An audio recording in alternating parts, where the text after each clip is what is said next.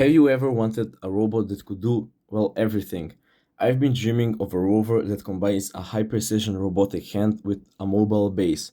Today, we're making that a reality. Welcome back to RoboCrafts. Before we dive into the build, if you want to support the channel and get early access to my schematics, check out the Patreon link in the description.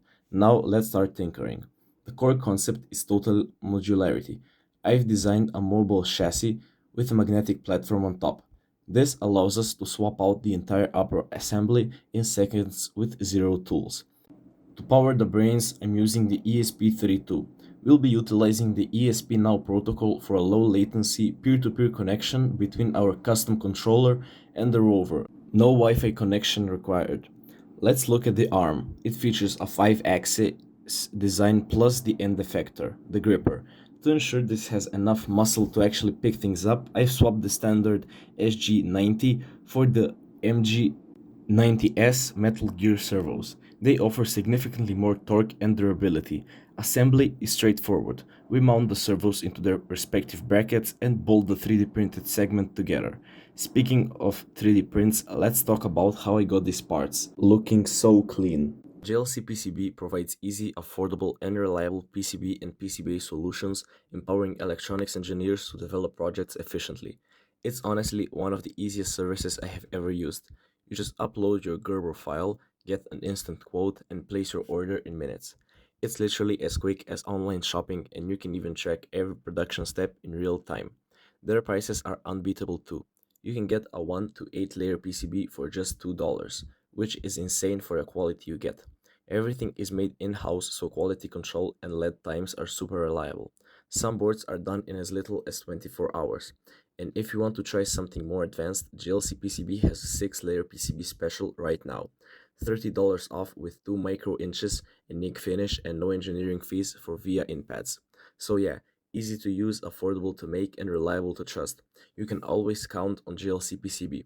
You'll find the links down in the description and you can go grab your coupons right now. Now let's get back to the video. With the arm assembled, we just snap into the base. To handle the data and power for the camera module without messy wires, I integrated magnetic pogo pins. This allows the ESP32 to talk to the camera the moment it's clicked into place.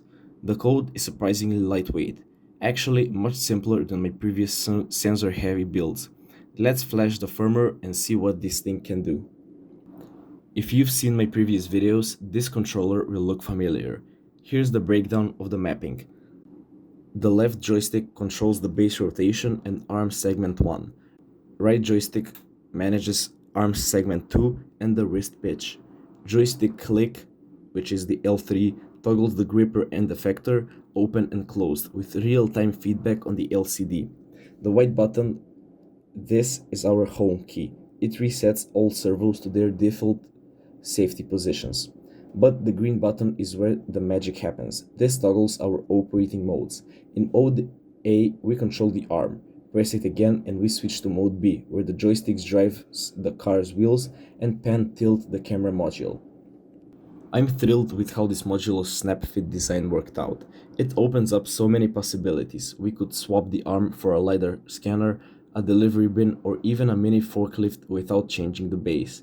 But I want to hear from you. What attachment should I design next? A custom PCB expansion? An automated tracking sensor? Drop your ideas in the comments. If you enjoyed this build, smash that like button, subscribe to RoboCraft so you don't miss the next iteration, and as always, keep tinkering. I'll see you in the next one.